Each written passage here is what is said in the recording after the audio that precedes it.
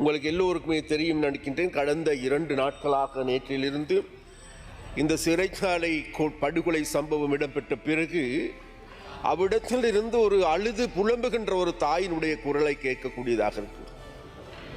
அந்த தாய் என்ன கூறுகின்றால் வேறு எதுமல்ல, அதாவது இவ்வகரான படுகொலைகள் இடம்பெற்றது ஏன், எனது பிள்ளை ஏன் இவ்வகரான நிலைக்கு தள்ளப்பட்டான், அவரை தள்ளியவர்கள் யார் என்று தேடி பார்க்கின்ற பொழுது வேறு யாருமல்ல, அம்மா அந்த தாய்க்கு குற்றம் சுமத்துகின்றார்கள். இந்த நாட்டில் இருக்கின்ற போலீசார் மீதும் குற்றம் சாட்டுகின்றார்கள். அது மாத்திரமல்ல, இந்த நிலைக்கு முக்கியமான காரணம் வேறு எதுமல்ல, முன்னைய அரசியல்வாதிகள் என்று கூறுகின்றார்கள்.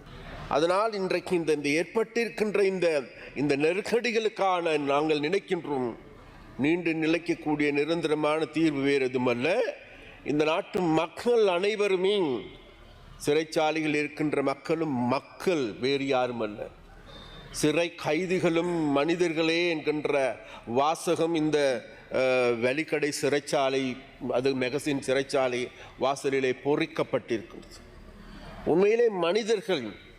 அப்போ இந்த மனிதர்களாக இருக்கின்றவர்கள் ஏன் இந்த நிலைக்கு தள்ளப்பட்டார்கள் என்பதற்கு உங்களுக்கு எல்லோருக்குமே தெரியும் நினைக்கின்றேன். கடந்த 2 நாட்களாக நேற்றிலிருந்து இந்த சிறைச்சாலை படுகொலை சம்பவம் இடம்பெற்ற பிறகு அவ்விடத்தில் இருந்து ஒரு அழுது புலம்புகின்ற ஒரு தாயினுடைய குரலை கேட்கக்கூடியதாக இருக்கு.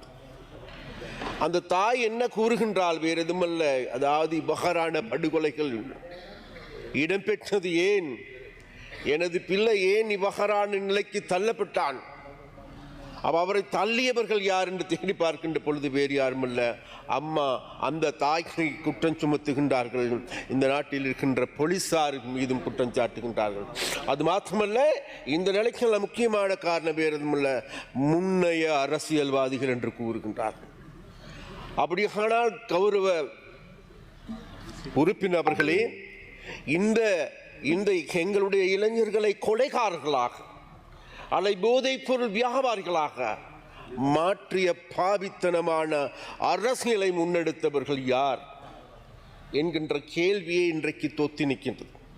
அதனால் கடந்த வரலாறு முழுவதுமே எங்கள் அனைவருக்குமே தெரியும், இந்த நாட்டில் விசேடமாக அரசியல் ரீதியான கலாச்சாரத்தில் மாற்றம் ஏற்பட்டது. அந்த மாற்றத்தினுடைய எதிர்வுதான் விளைவுதான் வேறு எதுவுமல்ல, எங்கள் எல்லோருக்குமே தெரியும், 1977ஆம் ஆண்டு ஏற்பட்ட இந்த நாட்டில் இருந்த அரசியல் ரீதியான கலாச்சார ரீதியான மாற்றம். அப்போ அந்த மாற்றங்கள் ஊடாக இதனால் அது வரைக்கும் நாங்கள் கட்டி காத்து கொண்டிருந்த, ஓரளவாவது கட்டி காத்து கொண்டிருந்த அந்த அரசியல் ரீதியான நிலைமைகள் இன்றைக்கு மேலும் கோடிட்டு காட்டுகின்ற ஒரு சம்பவமாக ஏற்பட்டிருக்கிறது. அப்போ இந்த சம்பவம் தொடர்பாக நாங்கள் மீண்டும் திரும்பி பார்க்கின்ற பொழுது எங்களுடைய அரசாங்கம் என்பதின் மேலே நாங்கள் பார்க்கின்றோம் வேறு எதுவுமல்ல, இன்றைக்கு ஒவ்வொரு சிறையிலும் இருக்கின்ற அந்த சிறை கைதிகள், ஒவ்வொரு கிராமங்களில் இருக்கின்ற போதைப் பொருள் வியாபாரிகள், யார் எவர் எதனால் அவர் செல்லப்பட்டார் என்றால் வேறு எதுவுமல்ல, அவர்களுடைய வறுமையே பிரதானமான காரணம். அதனால் இந்த வறுமையில் இருந்து அந்த மக்களை மீட்டெடுக்கின்ற போது தான் நிச்சயமாக இந்த போதைப் பொருள் எங்களுடைய சமூகத்தை மீட்க முடியும். அந்த சமூகத்தை மீட்கின்ற வேலையை நாங்கள் இன்றைக்கு முன்னெடுத்து வருகின்றோம். அதன் காரணமாகத்தான் இந்த போதைப் பொருளுக்கு எதிராக இன்றைக்கு முழு நாடும் ஒன்றாக என்றும் தலைப்பின் கீழ் எங்களுடைய ஜனாதிபதியால் உருவாக்கப்பட்டிருக்கின்ற வேலை திட்டம், அந்த வேலை திட்டத்தின் ஊடாக இன்றைக்கு நாடு முழுவதும் ஒரு சிலர் கூறுகின்றார்கள், முன்னர் எதிர்க்கட்சியில் இருந்த ஒரு சிலர் குறிப்பிட்டார்கள், அதாவது இந்த 1.5 வருடங்கள் தான் போதைப் பொருள் அதிகரித்திருக்கின்றதாம் என்று கூறுகின்றார். இல்லை கௌரவ உறுப்பினர்களே, யாழ்ப்பாணம் என்பது உண்மையிலே உங்களுக்கு எல்லோருக்குமே தெரியும், ஒரு காலத்தில் கலாச்சார ரீதியாக பண்பாடு ரீதியாக கொடி கட்டி பறந்த இடம். அப்போ அந்த இடம் என்பது கடந்த காலங்களில் இந்த நாட்டில் ஏற்பட்ட இந்த அரசியல் பொருளாதார சூழ்நிலையின் காரணமாக இன்றைக்கு கூடுதலாக போதைப் பொருள் நிரம்பி வழிகின்றது.